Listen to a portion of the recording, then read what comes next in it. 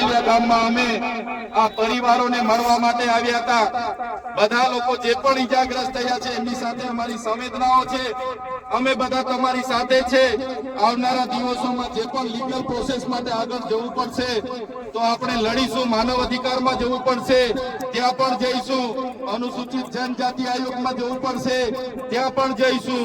યુનો court સુધી જવું પડશે ત્યાં પણ જઈશું। પણ ગુજરાતમાં કોઈ પણ જગ્યાએ આદિવાસીઓને હેરાન થવા માટે નહીં દઈએ। અને સરકારને પણ કહેવા માંગીએ છીએ આ પાડલિયાના લોકો એકલા નથી। હવે પછી જો અમારા પાડલિયાના લોકો સાથે હેરાનગતિ કરશો તો અમે હજારો નહીં પણ લાખોની સંખ્યામાં અહીંયા ઉપસ્થિત થઈને તમારી સાથે ત્યારે મારા વડીલો, યુવાનો, માતાઓ, આજે અમે મુલાકાતે આવવાના હતા। ગઈકાલે જ તમને અમે જાણ કરી અહીંયા તમે સૌ ઉપસ્થિત થયા છો। એવા તમામ મુખીઓ, મારા વડીલો, મારા માતાઓ, મારી બહેનો, મીડિયાના મિત્રો અને તમામ પદાધિકારીઓનો આજના આ કાર્યક્રમમાં બધાનો હું ખૂબ ખૂબ આભાર માનું છું। વધારે બોલાય એવું નથી, એકલા નથી, તમારી સાથે આખા ગુજરાતના આદિવાસીઓ ઉભા છે। અને જે આદિવાસીઓને બદનામ કરવાનો એમના સરકારોએ, એમના મંત્રીઓએ કર્યું છે કે આદિવાસીઓએ હુમલો કરી દીધો, આટલા પોલીસ અધિકારીઓને હુમલો કરી મારી નાખવાના પ્રયાસ કર્યા, ત્યારે આદિવાસી તો અહીંયા 3 કલાક સુધી વિનંતી કરતો હતો કે સાહેબ અમે અમારા બાપ દાદાઓથી અહીંયા રહીએ છીએ। 3 પેઢી 4 પેઢીથી અમારું ગામ છે, ઘર છે, અમારો કૂવો છે। અમે 2006 અંતર્ગત વન અધિકાર અધિનિયમ અંતર્ગત આ જમીન માંગવા માટેની અરજીઓ કરી છે। અમને સનતો પણ મળી છે, કેટલા લોકોની સનતો પણ પેન્ડિંગ છે। છતાં કોઈનું સાંભળ્યા વગર જે વન વિભાગ, જે પોલીસ અધિકારીઓ અને રેવન્યુ વિભાગે જે કૃત્ય કર્યું છે એની અમે નિંદા કરીએ છીએ, એને અમે વખોડી કાઢીએ છીએ। આજે અહીંયા લીગલ સેલના પણ મારા વકીલો, મારા એડવોકેટ ટીમો આવેલી છે। ત્યારે જ્યારે પણ આ ગામને ન્યાયિક લડતની જરૂર પડશે, જ્યારે પણ આ ગામના લોકોને લીગલી લડતની જરૂર પડશે ત્યારે પણ અમે તમારી સાથે છે। અને જો આવનારા દિવસોમાં જે લોકોના આદેશોથી અહીંયા હિંસા થયેલી છે એ લોકો પર એફઆઈઆર કરવામાં નહીં આવે, કાં તો આપણા લોકો પર થયેલી એફઆઈઆર રદ કરવામાં નહીં આવે તો આવનારા દિવસોમાં પાલનપુર જિલ્લા કચેરી ખાતે ખૂબ મોટું આંદોલન કરવા આપણે બધાએ પહોંચી જવું પડશે। એના માટે પણ અમે આહવાન કરીશું। સાથીઓ, ગુજરાતમાં આપણે 15% આદિવાસી વસ્તી છે, 15% આદિવાસી વસ્તી છે। રાજસ્થાન આપણી નજીક છે, મધ્યપ્રદેશ નજીક છે। કોઈએ ડરવાની જરૂર નથી। જે લોકો સંવિધાનનું ઉલ્લંઘન કરીને આપણને ડરાવવાની કોશિશ કરે છે ત્યારે એ સંવિધાન એ બાબા સાહેબ આંબેડકરે બનાવેલું સંવિધાન છે, જયપાલસિંહ મુંડાએ બનાવેલું સંવિધાન છે। અનુસૂચિત 5 માં મળેલા આપણા અધિકારો છે એને બચાવવા માટે આપણે બધાએ હવે આગળ આવવું પડશે। મારા યુવાનો, મારા વડીલો, મારી માતા બહેનોને કહેવા માંગુ છું, આજે પાડલિયા ગામમાં જે થયું છે એની પાછળ ઉદ્યોગપતિઓના હાથ છે, એની પાછળ ભાજપના મંત્રી તંત્રીઓના હાથ છે। એમણે પોલીસ અને વન વિભાગને એમનો હાથો બનાવીને આપણી સાથે લડાવીને, આપણને ડરાવીને આપણી જમીન મેળવવાના પ્રયાસો કર્યા છે। ત્યારે આપણે બધાએ પક્ષ, પાર્ટી, સંગઠન, સંપ્રદાય અને બધું જ ભૂલીને એક આદિવાસી તરીકે જ્યારે પણ આપણા ભાઈ સાથે અન્યાય થાય, જ્યારે પણ આપણી બેન સાથે અન્યાય થાય, જ્યારે પણ આપણી જરૂર પડે ત્યારે બધાએ એક અવાજ પર ભેગા થવા માટે તૈયાર થઈ જવું પડશે, નહીં તો આપણી જમીન આ લોકો આપણા પરથી છીનવી લેશે। ત્યારે સાથીઓ, આજે મારી તબિયત પણ નરમ હતી, પણ જે મારી બેન કાલે પરમ દિવસે એમના વિડીયો મેં જોયા, ગામના લોકો સાથે સંપર્ક કર્યો ત્યારે મને થયું કે જઈને બેનને મળીએ, હકીકત જાણીએ। અને અહીંયા આવીને જોયું ને જાણ્યું ખરેખર ખૂબ અત્યાચાર આપણા લોકો સાથે થયો છે અને પાછા આપણા લોકો પર જ એફઆઈઆર થઈ છે અને કોમ્બિંગ કરીને બધાને પકડવાની વાત છે। ત્યારે કોઈએ ડરવાની જરૂર નથી। ક્યાંય પણ તમારી સાથે અન્યાય થશે તો આખા ગુજરાતનો, આજુબાજુ રાજસ્થાન હોય કે મધ્યપ્રદેશનો આદિવાસી સમાજ તમારી સાથે છે। ત્યારે મારા વડીલો, મારી યુવાનો, મારા ભાઈઓ અને બહેનોને અમે કહેવા માટે આવ્યા છે જ્યારે પણ આદિવાસી સમાજની લડતની વાત હશે, જ્યારે પણ આદિવાસી સમાજ માટે લડવાનું હશે, એ સડકથી લઈને સદન સુધી અમે લડવા માટે તૈયાર છે, પણ તમારો બધાનો સહકાર અમને જોઈશે, ત્યારે આ લોકો સામે અમે સમાજ સામે લડીએ છીએ, સમાજ માટે લડીએ છીએ, સરકાર સામે લડીએ છીએ, ત્યારે આ સરકારોને ગમતું નથી. અમને પણ જેલોમાં નાખી દેવામાં આવે છે, જેલોમાં લઈ જઈને અમને ડરાવવામાં આવે છે, ધમકાવવામાં આવે છે, વેદના આપવામાં આવે છે, મારા પરિવારને પીડા આપવામાં આવે છે, છતાં અમે ડરતા નથી અને ડરીશું પણ નહીં. મારા સમાજના તમામ મુખીઓ, મારા પટેલો, મારા સરપંચો, મારા તમામ પદાધિકારીઓ, યુવાનો, વડીલોને અમે કહેવા માટે આવ્યા છે, જ્યારે પણ આદિવાસી સમાજ પર આફત આવશે, આપણી અસ્મિતાની વાત હશે, આપણી સંસ્કૃતિની વાત હશે, આપણી બહેનો સાથે અન્યાય થશે કે યુવાનો સાથે અન્યાય થશે, તો આ ચૈતરભાઈ વસાવા અને અમારી ટીમ અમે આગળ રહીશું.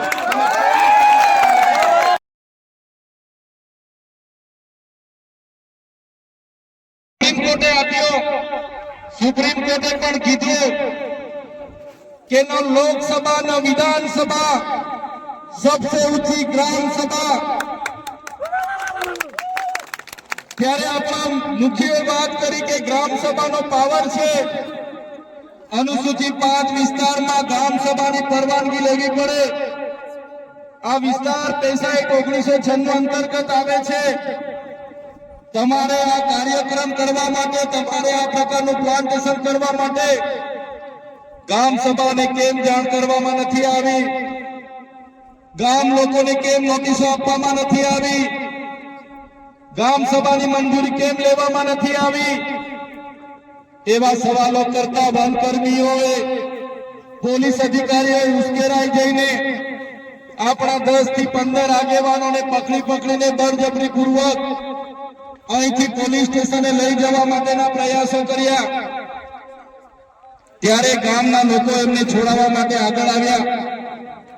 ગામ લોકો છોડાવવાનો પ્રયાસ કર્યો, ત્યારે પોલીસના અધિકારીઓએ પૂર્વ આયોજિત કાવતરા મુજબ એ લોકોએ ગામના લોકોને દોડાવીને લાઠીચાર્જ કર્યો.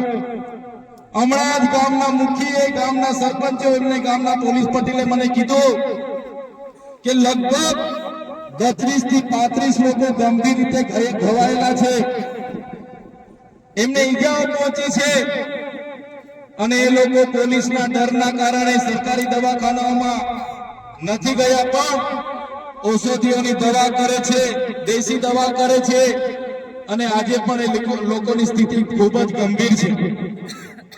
ત્યારે મિત્રો સવાલ એ થાય છે કે આ પ્રકારની સૂચના કોણે આપી પોલીસને?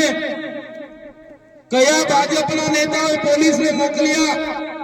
કયા ભાજપના નેતાઓના ઈશારે લાઠીચાર્જ થયો? કયા ભાજપના નેતાઓના ઈશારે અહીંયા 27 જેટલા ટીયર ગેસ છોડવામાં આવ્યા? અને કયા ભાજપના નેતાના ઈશારે અહીંયા 50 થી પણ વધારે રાઉન્ડ ફાયરિંગ કરાવવામાં આવ્યું? આ ફાયરિંગમાં નાસભાગ કરતા ઘણી માતાઓ, ઘણા બહેનો, ઘણા વડીલો ઈજા પામેલા છે. ત્યારે સાથીઓ, આપણો આદિવાસી સમાજ સંવિધાન અને સંવાદમાં માનનારો છે. આપણા લોકોએ સંવિધાનની વાત કરી, સંવાદની વાત કરી અને વન અધિકારીઓ અને પોલીસ અધિકારીઓએ એમનો સત્તાનો ઉપયોગ કર્યો. ભાજપના નેતાઓના ઈશારે આપણા લોકોને ડરાવવાનો, ધમકાવવાનો ઉપયોગ કર્યો, આપણા લોકો પર લાઠીચાર્જ કર્યો. ત્યારે આ ભાજપની સરકારને, એમના એસપી ને, એમના ડીવાયએસપી ને, એમના ડીસીએફ ને આ ચૈતર વસાવા કહેવા માંગે છે, અમે આદિવાસી લોકો સંવિધાનમાં માનનારા છે, અમે આદિવાસી લોકો સમાજમાં માનનારા છે, અમારા આદિવાસી લોકોને તમે છંછેડ છો. અમે સંવિધાનને હવે સમાજ સાઈડ પર મૂકીશું. એ દિવસે અહીંયા હારતારની લડાઈ થવાની છે. આ આદિવાસી સમાજનો ઇતિહાસ તમે જોઈ લેજો. આઝાદીની લડાઈમાં અમારા ગુરુ ગોવિંદજી લડ્યા છે, ભગવાન બિરસા મુંડા લડ્યા છે, ડાક્યા નાયક લડ્યા છે, ખાદ્ય નાયક લડ્યા છે, જલકારી બાઈ લડી છે, મહારાણા પ્રતાપનો ઇતિહાસ જોજો, અમારા પૂંજા ભીલ લડ્યા છે. ત્યારે આ સરકારોને અમે કહેવા માંગીએ છીએ, દેશની આઝાદીમાં પણ રૂપસિંહ નાયક જેવા લોકોએ અમારા સ્વતંત્ર રાજ્યની સ્થાપના કરી હતી। દેશના વિકાસમાં પણ અમારા આદિવાસી સમાજે પરસેવો આપ્યો છે, લોહી આપ્યું છે। દેશના વિકાસમાં જ્યાં ડેમોની જરૂર પડી અમારા લોકો વિસ્થાપિત થયા છે, કોરિડોરની જરૂર પડી અમારા લોકો વિસ્થાપિત થયા છે, નવા નેશનલ હાઈવે બનાવવા અમારા લોકો વિસ્થાપિત થયા છે, એરપોર્ટ બનાવવા માટે અમારા લોકોએ જમીનો આપી છે। જળ જંગલ અને જમીનો પર રહેનારો અમારો મૂળ માલિક આજે પોતાના સમાજ સાથે આજે ગામથી પોતાની સંસ્કૃતિથી પોતાની પ્રકૃતિથી છીનબીન થઈ ગયો છે। આટલું બધું કર્યા પછી પણ અમારા લોકોને તમે રંજાડવાની વાત કરશો। તે દિવસે અમે તીરકાંઠા નથી ચલાવ્યા, 13 તારીખે અમે ભાલાપાલિયા નથી ચલાવ્યા, પણ અમારી માતા બહેનોને હેરાન કરવામાં આવશે। આવનારા દિવસોમાં તીરકાંઠા પણ ચાલશે ને ભાલા। અમે વિકાસના સાથે અમારે કોઈ નિસ્બત નથી, વિકાસનો અમારે કોઈ વિરોધ નથી, પણ આદિવાસીઓના ભોગે વિકાસની તમે વાત કરો છો એને હમણાં અમે સંમત નથી। એક બાજુ આઝાદીના 78 વર્ષ થઈ ગયા, અમારા લોકો આજે આઝાદીના 78 વર્ષ પછી પણ 2 ટકના રોટલાઓ માટે અમારા લોકોને શહેરોમાં મજૂરી કરવું જવું પડે, અમારા બાળકોના શિક્ષણ માટે શાળાઓમાં શિક્ષકો માટે આંદોલન કરવું પડે, સારી શાળા માટે આંદોલન કરવું પડે, પીવાના પાણી માટે આંદોલન કરવું પડે, જંગલની જમીન માટે આંદોલન કરવું પડે, અમારી ખેતીના પાકના ભાવ માટે આંદોલન કરવું પડે, અમારા યુવાનો સાથે જે અત્યાચાર થાય એના માટે આંદોલન કરવું પડે, મારી બે દીકરીઓ માટે આંદોલન કરવું પડે। ત્યારે અમે આ સરકારોને કહેવા માંગીએ છીએ, આ તમારી મનવાદી સરકાર, આ તમારી સામંતશાહી સરકાર, આદિવાસી સમાજ હવે જાગી ગયો છે। સરકારને અમે કહેવા માંગીએ છીએ, હવે અમારો સમાજ લડેંગે જીतेंगे, जिंदाबाद मुर्दाबाद, आगे बढ़ो। हाय सरकार, हाय हाय आवेदन निवेदन હવે અમે કરવા માંગતા નથી। તમે પાડલિયા ગામ સાથે જે અત્યાચાર અમે કર્યો છે, જો આવનારા દિવસોમાં જે પણ લોકો પર એફઆઈઆર થઈ છે એ એફઆઈઆર રદ કરવામાં નહીં આવે તો આવનારા દિવસોમાં અમે પાલનપુર એસપી કચેરીનો ઘેરાવો કરીશું।